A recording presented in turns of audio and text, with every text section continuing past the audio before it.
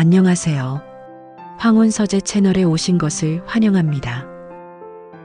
엄마, 왜 말씀하지 않으셨어요? 할머니, 죄송해요. 제가 더 일찍 왔어야 하는데. 한 어머니의 평생에 걸친 희생, 그리고 그 희생을 당연하게 여겼던 아들의 뒤늦은 후회. 과연 돈으로 산 효도가 한 어머니의 병든 마음까지 치유할 수 있을까요?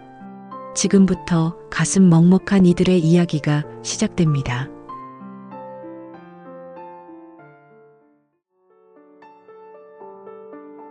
새벽 4시 30분, 온 세상이 잠든 시간. 저의 하루는 언제나 그 서늘한 공기와 함께 시작되었습니다.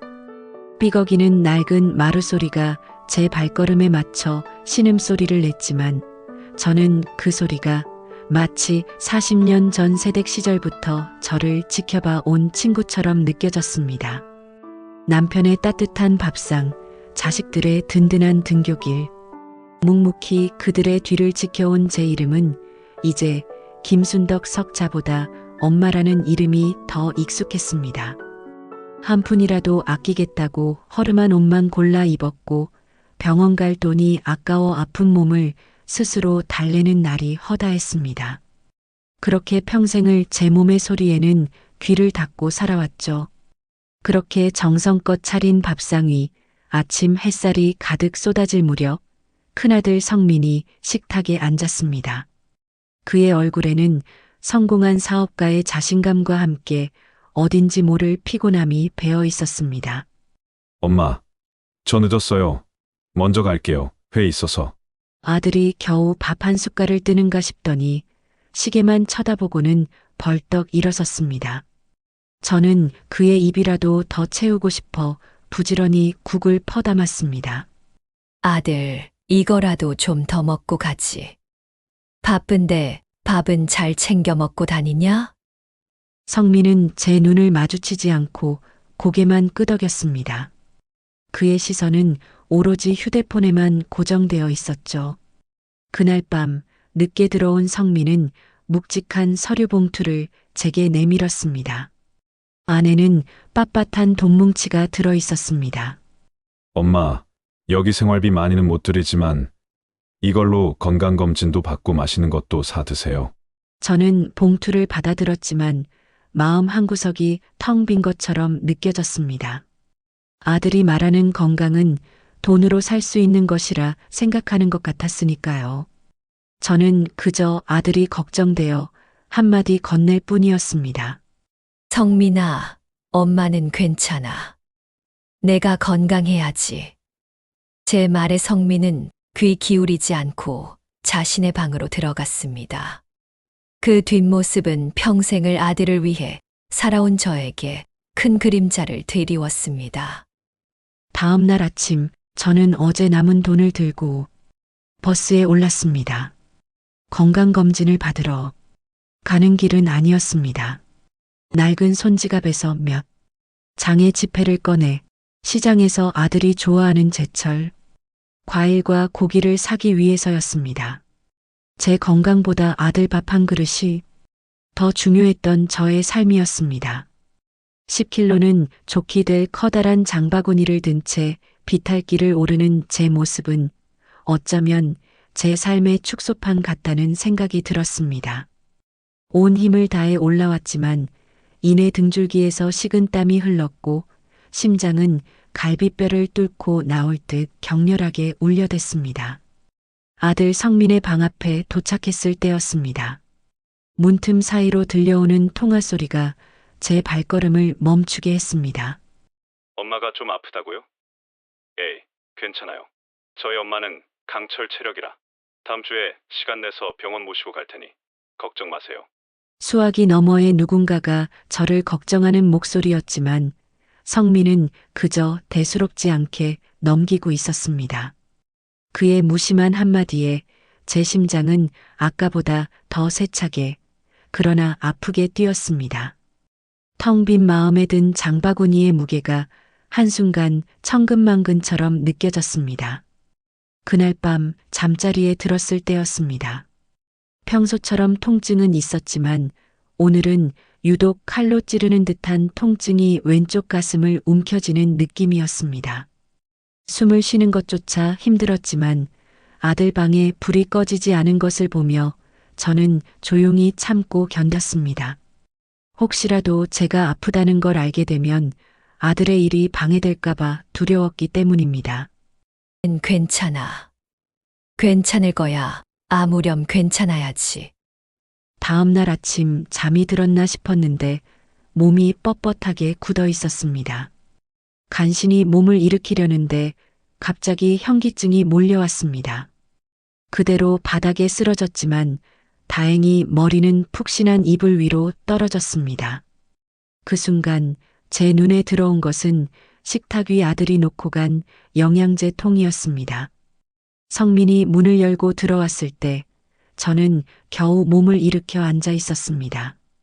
그는 제 표정을 살피지도 않고 급하게 말했습니다. 엄마, 병원 예약해놨어. 오늘 오후에 시간 비워둘게요. 혹시 뭐 이상 있으면 그냥 입원해요. 돈은 내가 알아서 할게. 아들은 자신의 방식으로 효도하고 있었습니다. 하지만 저는 병원보다 그저 따뜻한 말 한마디가 듣고 싶었습니다.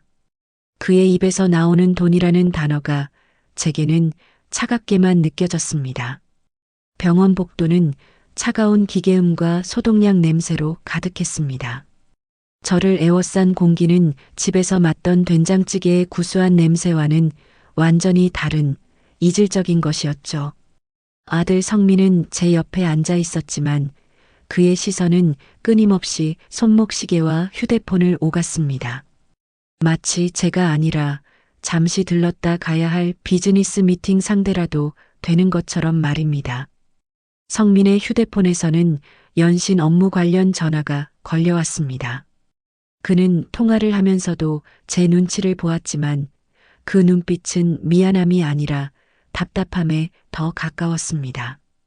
제가 아프다는 사실은 그에게 해결해야 할 문제였지 돌봐야 할 사람의 아픔이 아니라는 것을 깨달았습니다. 그의 비즈니스적인 태도에 제 마음은 텅 빈 것처럼 느껴졌습니다. 엄마, 혹시라도 무슨 일 생기면 바로 연락해. 내가 바로 올게. 말은 그렇게 했지만 그의 목소리에는 그 어떤 진심도 담겨 있지 않았습니다.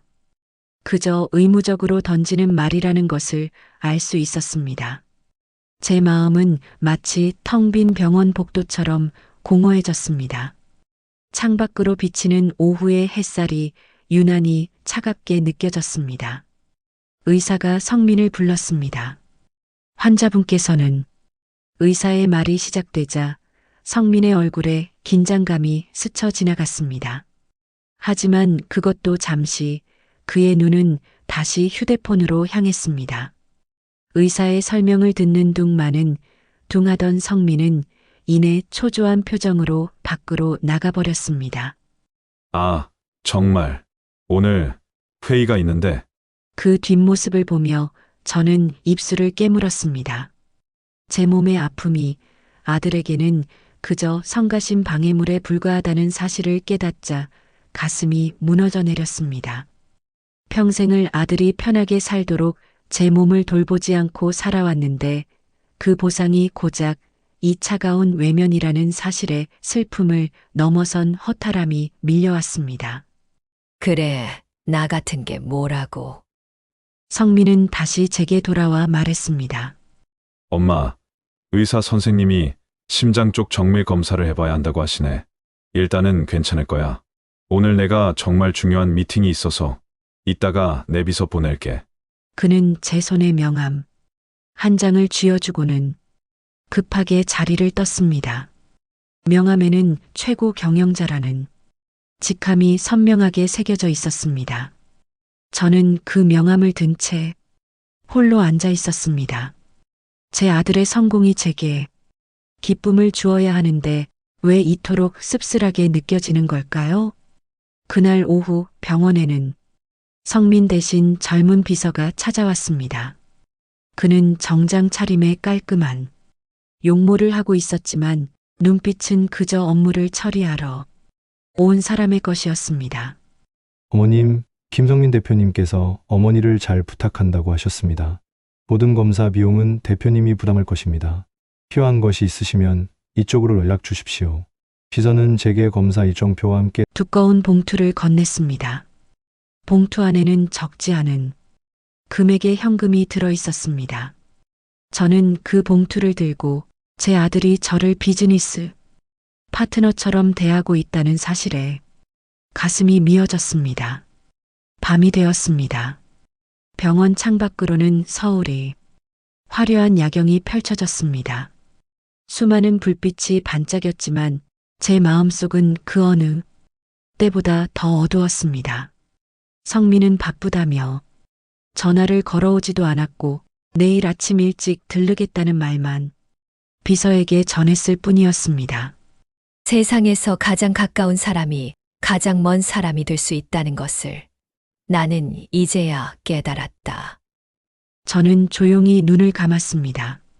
제 몸의 아픔보다 가족에게서 받은 마음의 상처가 훨씬 더 크다는 것을 인정해야만 했습니다. 괜찮아라고 말해왔던 제 오랜 습관이 어쩌면 저를 이렇게 외로운 길로 몰아세운 것은 아닐까 하는 생각마저 들었습니다.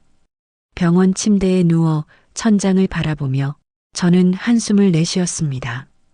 차가운 공기는 여전히 제 주위를 맴돌았지만 이제는 그것이 제 아들의 무관심처럼 느껴졌습니다.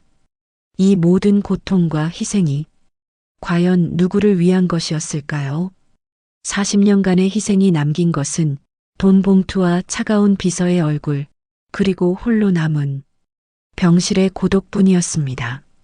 하얀 벽으로 둘러싸인 진료실은 저에게 마치 차가운 밀실처럼 느껴졌습니다. 의자의 가죽은 땀으로 끈적였고 탁자 위에는 정적만이 무겁게 내려앉아 있었습니다. 정밀 검사 결과를 듣기 위해 온 저는 제 아들 성민의 눈치를 보고 있었습니다. 그는 한 손에 휴대폰을 든 채 다른 손으로는 연신 손목시계를 바라보고 있었죠. 마치 지금 이 시간이 그의 인생에서 가장 불필요한 낭비라도 되는 것처럼. 어머니, 검사 결과를 말씀드리겠습니다. 심장 쪽 혈관이 많이 막혀 있습니다. 관상동맥이 이미 70% 이상 협착된 상태이고요. 치료를 이루시면 매우 위험한 상황에 직면하실 수 있어요. 빠른 시일 내에 스텐트 시술을 하셔야 합니다. 의사의 목소리는 낮고 진중했지만 제 귀에는 윙윙거리는 벌떼 소리처럼 뭉개져 들렸습니다. 관상동맥, 협착, 스텐트.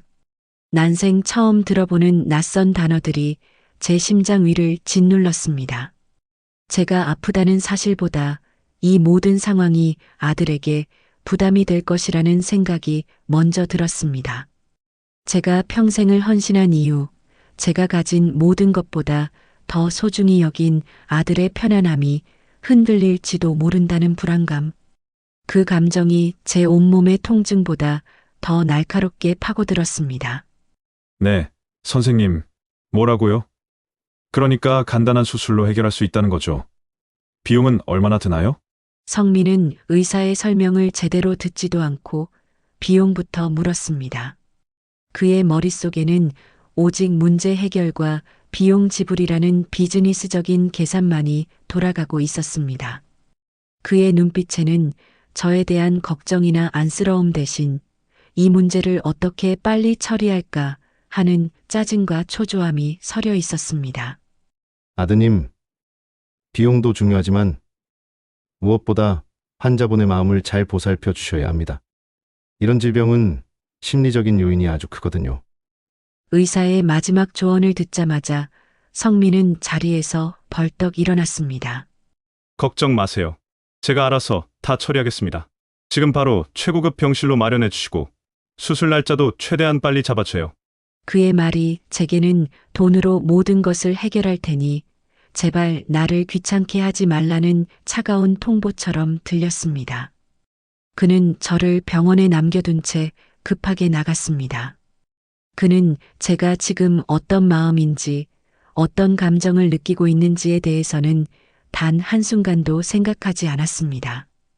그는 저에게 돈이라는 거짓된 안식만을 남기고 떠났습니다. 병실로 옮겨진 저는 텅 빈 창밖을 바라보며 깊은 생각에 잠겼습니다. 의사 선생님이 말씀하신 심리적인 요인이라는 말이 계속 귓가에 맴돌았습니다. 저는 정말 괜찮았던 걸까요? 매일 새벽 남들보다 일찍 일어나 밥을 짓고 묵묵히 낡은 몸을 혹사시키면서도 이것이 나의 행복이라고 스스로를 속여왔던 건 아닐까요? 엄마는 괜찮아라고 수백 번을 되뇌면서 제 마음을 속여왔던 지난 세월이 주마등처럼 스쳐 지나갔습니다. 아들아, 내가 나에게 따뜻한 밥 한 그릇, 따뜻한 말 한마디를 건넸다면 내 마음은, 내 심장은 이렇게까지 아프지 않았을 텐데. 제 눈에서 뜨거운 눈물이 흘러내렸습니다. 이제야 깨달았습니다. 저를 병들게 한 것은 낡은 몸이 아니라 아들의 차가운 무관심이었음을. 평생을 엄마라는 이름으로, 누구 아내라는 이름으로 살아왔지만 정작 제 이름 김순덕을 가진 한 사람의 마음은 아무도 알아주지 않았다는 것을. 그 깨달음은 제 몸의 아픔보다 더 뼈아팠습니다. 제 마음은 마치 심장처럼 쿵 하고 주저앉아 버렸습니다. 엄마, 혹시 필요한 거 있어요? 비서한테 얘기했으니까 필요한 거 있으면 다 말하세요. 아, 그리고 신용카드 하나 보냈어요. 그걸로 불편한 거 있으면 마음껏 쓰세요. 혹시 모르니까 병원비도 그걸로 다 결제하고요. 밤늦게 걸려온 성민의 전화는 저에게 진정한 위로가 되지 못했습니다. 그는 또다시 돈으로 저를 안심시키려 하고 있었습니다. 마치 제가 겪는 모든 고통이 돈으로 해결될 수 있다고 믿는 것처럼 말입니다. 저는 아무 말도 하지 못하고 그저 흐느끼기만 했습니다. 그의 무심한 걱정이 저를 더 외롭게 만들었습니다. 다음 날 아침 병실 침대 옆 탁자 위에는 성민의 비서가 가져다 놓은 검은색 신용카드 한 장이 놓여 있었습니다.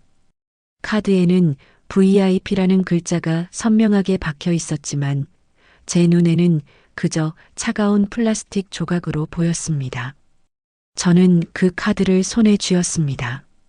그 카드의 감촉은 제 아들의 차가운 마음처럼 느껴졌습니다.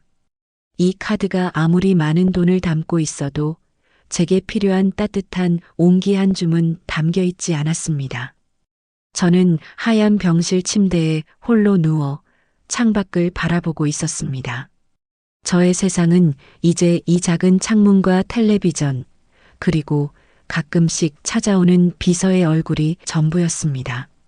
아들 성민은 바쁘다는 이유로 며칠째 얼굴 한번 비추지 않았습니다. 저는 괜찮다 속으로 되뇌었지만 제 심장만큼이나 차가운 이 공기가 저를 더 깊은 외로움으로 몰아넣는 것만 같았습니다. 그때였습니다. 병실 문이 조용히 열리고 제 손녀 지훈이가 들어왔습니다. 지훈이는 제 침대 옆에 놓인 명함과 영수증을 보고는 잠시 멈칫했습니다. 그 아이의 눈빛은 무언가를 찾아 헤매는 듯 불안해 보였습니다. 저는 그저 지훈이의 얼굴만 바라보았습니다. 할머니를 걱정하는 그 아이의 눈빛이 저에게는 가장 따뜻한 위로였습니다. 할머니, 괜찮으세요? 많이 아프셨죠? 자주 찾아뵈야 했는데 아프실 때 와서 죄송해요. 지훈이는 제 손을 잡으며 울먹였습니다. 그 아이의 따뜻한 체온이 제 차가운 손을 감싸자 저는 그제야 제가 얼마나 외로웠는지 깨달았습니다. 저는 아무 말도 할 수 없었습니다. 그저 고개만 끄덕였습니다. 따뜻한 그 위로 한마디에 내 모든 아픔과 고통이 한 번에 녹아내리는 것 같았다. 그때 병실 문 밖에서 아들 성민의 목소리가 들려왔습니다. 그는 바쁜 통화 중인 듯 짜증 섞인 말투로 누군가와 대화하고 있었습니다. 잠시 후 아들은 병실로 들어오지도 않고 지훈이를 향해 손짓했습니다. 지훈이 여기 있었니? 너도 바쁠 텐데.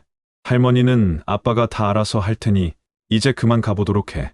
그 순간 지훈이는 제 손을 놓지 않은 채 아들을 똑바로 바라보았습니다.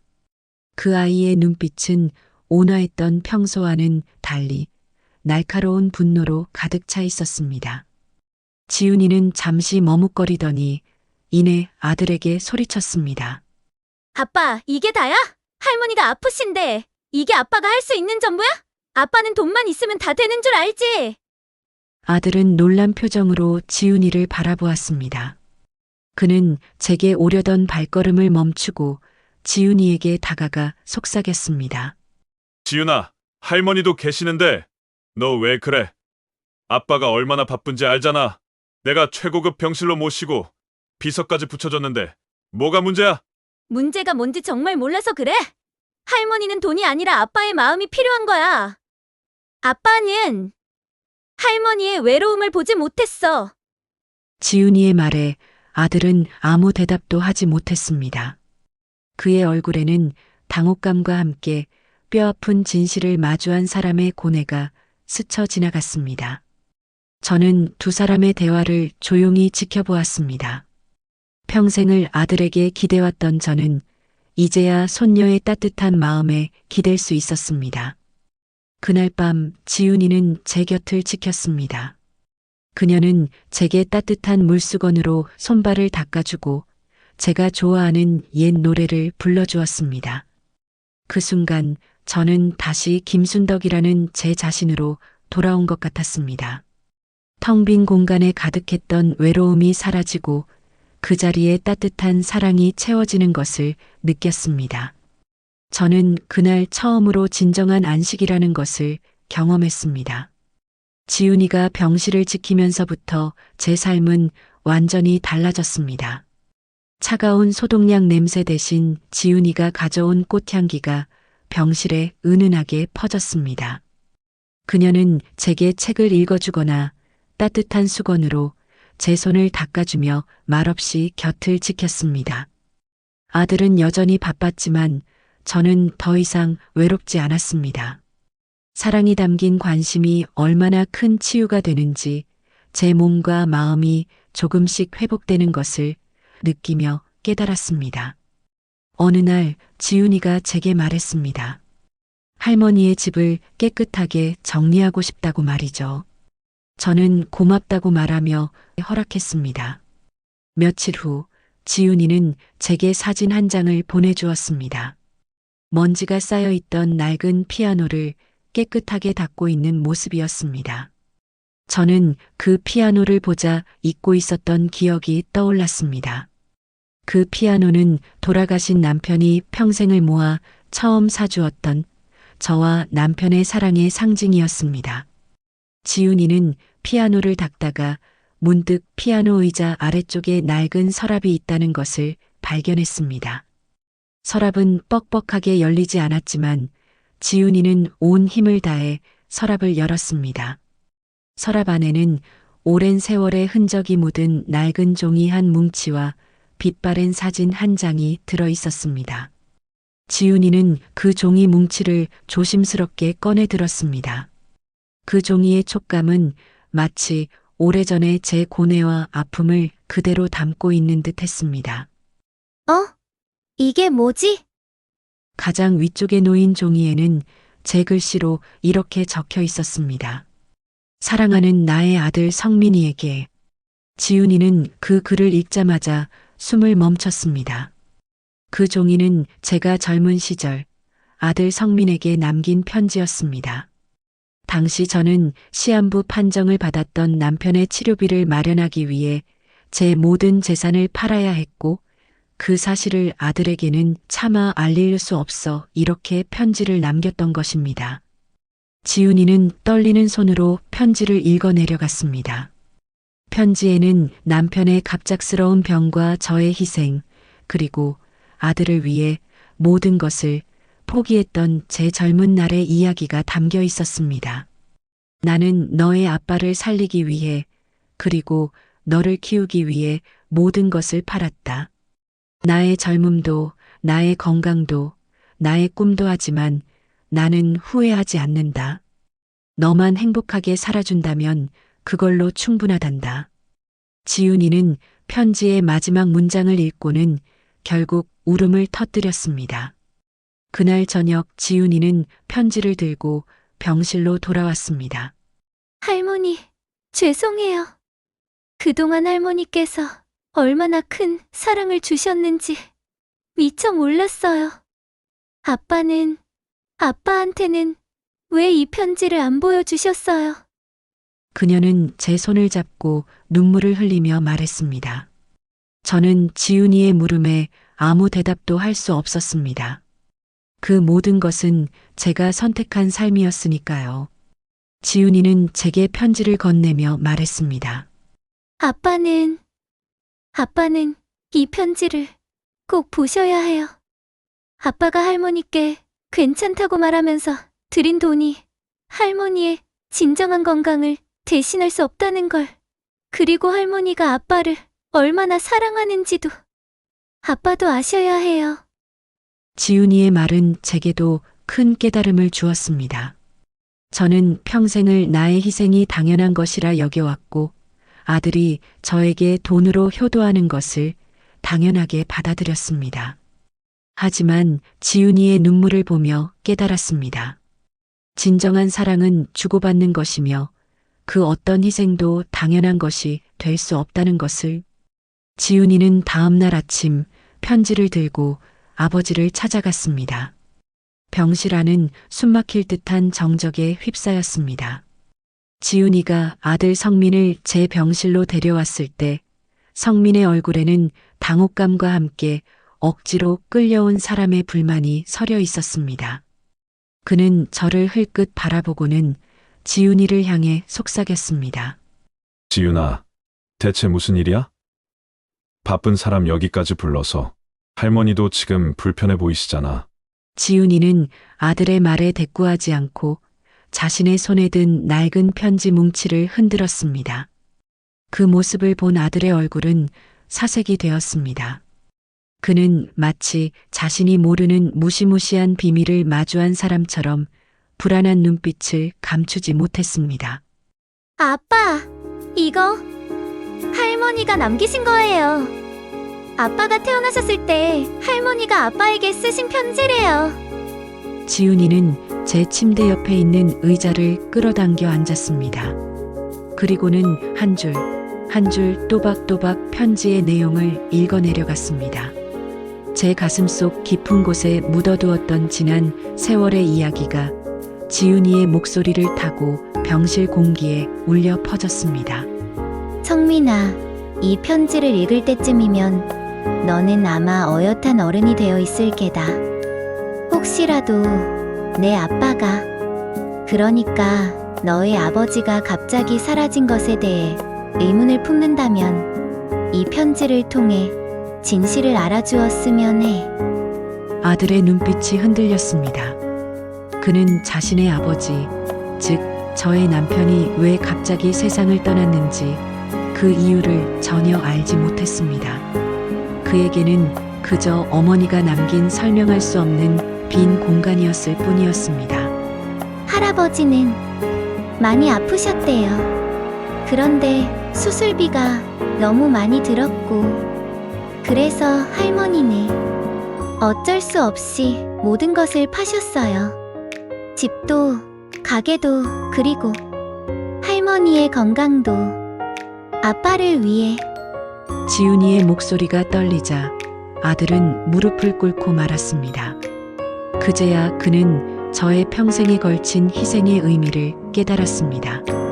그가 그토록 소중히 여겼던 아버지의 삶이 저의 희생 덕분에 연장되었고 그 사실을 저는 평생 말하지 않았다는 것을. 그는 자신이 여태까지 돈으로 해결하려 했던 모든 것이 얼마나 가치 없는 행동이었는지 깨달았습니다. 엄마, 왜 도대체 왜 말씀하지 않으셨어요? 그의 눈에서 뜨거운 눈물이 쏟아져 내렸습니다. 그는 돈을 벌기 위해 앞만 보고 달려왔지만 정작 가장 중요한 사랑을 잊고 살았다는 것을 깨달은 것입니다. 그는 울먹이며 제 손을 잡았습니다. 그동안 제 손을 잡은 아들의 손은 늘 차가웠지만 이날은 달랐습니다. 그의 손은 따뜻했고 그 온기 속에는 진심 어린 후회와 슬픔이 담겨 있었습니다. 엄마, 죄송해요. 제가 그동안 너무 무책임했어요. 힘들 시절 돈이 전부인 줄 알았어요. 그렇게 돈을 벌다 보니 제 곁에 소중한 사람이 아프고 상처받고 있다는 사실을 몰랐나 봐요. 용서하세요. 아들의 눈물과 후회 속에서 저는 40년간 제 가슴을 짓눌렀던 무거운 돌덩이가 한순간에 사라지는 것을 느꼈습니다. 저는 그동안 한 번도 해보지 못했던, 하지만 평생을 바라왔던 행동을 했습니다. 저는 아들의 머리를 쓰다듬으며 조용히 말했습니다. 괜찮단다. 아들아, 이제라도 알아주어서 고맙고 엄마가 미리 얘기도 하고 좀 더 표현을 했어야 했는데 미안하구나. 제 목소리는 낮고 떨렸지만 그 어떤 말보다 강한 힘을 가지고 있었습니다. 아들의 눈물은 멈추지 않았고 지훈이 역시 눈물을 훔치며 저희를 지켜보았습니다. 그 순간 우리는 가족이라는 이름으로 다시 하나가 되었습니다. 저는 깨달았습니다. 진정한 건강은 물질적인 것이 아니라 사랑과 용서로 가득한 마음에서 온다는 것을, 그리고 제 심장을 아프게 했던 고통은 이제야 비로소 치유될 수 있다는 것을. 그날 이후 병실의 공기는 완전히 달라졌습니다. 차가운 소독약 냄새 대신 온기가 감돌았고 텅 비어 있던 공간은 아들 성민과 손녀 지훈이의 온기로 가득 찼습니다. 아들은 더 이상 바쁘다는 핑계를 대지 않았습니다. 그는 매일 아침 병원으로 출근했고 제 손을 잡고 밤새 잠든 제 머리맡을 지켰습니다. 그는 저에게 따뜻한 국 한 그릇을 끓여주고 말없이 제게 수저를 건네주었습니다. 물질적인 보상 대신 진심 어린 사랑을 깨달은 아들의 눈빛에는 이제야 진정한 후회가 담겨 있었습니다. 지훈이는 아버지가 저를 돌보는 모습을 보며 미소 지었습니다. 두 사람의 모습은 저에게 가장 완벽한 치유제였습니다. 저는 평생을 엄마와 아내라는 이름으로 살아왔지만 이제야 비로소 김순덕이라는 한 사람으로서의 삶을 되찾은 것 같았습니다. 잃어버렸다고 생각했던 저의 건강은 가족들의 사랑으로 인해 다시 제 몸으로 돌아오고 있었습니다. 저는 매일 아침 아들의 따뜻한 손길에 잠이 깼고 지훈이의 미소에 다시 살아갈 힘을 얻었습니다. 며칠 후 저는 병원을 나섰습니다. 아들의 손을 잡고 걷는 병원 복도는 처음 왔을 때와는 달리 마치 봄날의 산책길처럼 따뜻하게 느껴졌습니다. 저희는 집으로 향했습니다. 텅 비어 있던 집은 지훈이의 손길 덕분에 깨끗하게 정리되어 있었고 거실 한가운데에는 낡은 피아노가 환한 햇살을 받으며 반짝이고 있었습니다. 저는 피아노 의자에 앉아 한참 동안 건반을 바라보았습니다. 성민은 말없이 제 옆에 앉아 있었습니다. 그는 더 이상 돈에 대한 이야기를 하지 않았습니다. 그 대신 그는 제 손을 잡고 말했습니다. 엄마, 이제는 돈보다 마음을 먼저 챙길게요. 엄마의 건강을 지켜드리고요. 엄마 사랑해요. 진심으로 감사해요. 아들의 고백에 저는 눈물을 흘렸습니다. 제 평생을 지배했던 건강이 최고라는 단어는 이제야 비로소 제게 진정한 의미로 다가왔습니다. 돈으로 살 수 없는 것이었음을, 그리고 사랑과 관심이 가장 값진 치유제임을 깨달았습니다. 저는 다시금 건반을 바라보았습니다. 낡고 빛바랜 건반이었지만 제게는 그 어떤 명품보다 소중하게 느껴졌습니다. 저는 조용히 건반을 눌러보았습니다. 삐걱이는 소리가 났지만 그 소리는 마치 저의 삶이 내는 희망의 소리처럼 들렸습니다. 이제 저희 가족은 더 이상 돈이 아닌 사랑을 위해 살아갑니다. 아들은 자신의 삶을 되돌아보며 물질적인 성공보다 더 중요한 가치가 있음을 깨달았습니다. 지훈이는 할머니의 헌신을 기억하며 가족의 소중함을 잊지 않고 살아갈 것입니다. 그리고 저는 이제 다시 나를 위한 삶을 시작합니다. 저의 이야기가 당신의 삶에 작은 울림이 되었으면 좋겠습니다. 여러분에게 가장 소중한 것은 무엇인가요? 그리고 그 소중한 것을 위해 지금 무엇을 하고 계신가요? 댓글로 여러분의 이야기를 남겨주세요. 오늘도 제 사연을 들어주셔서 감사합니다.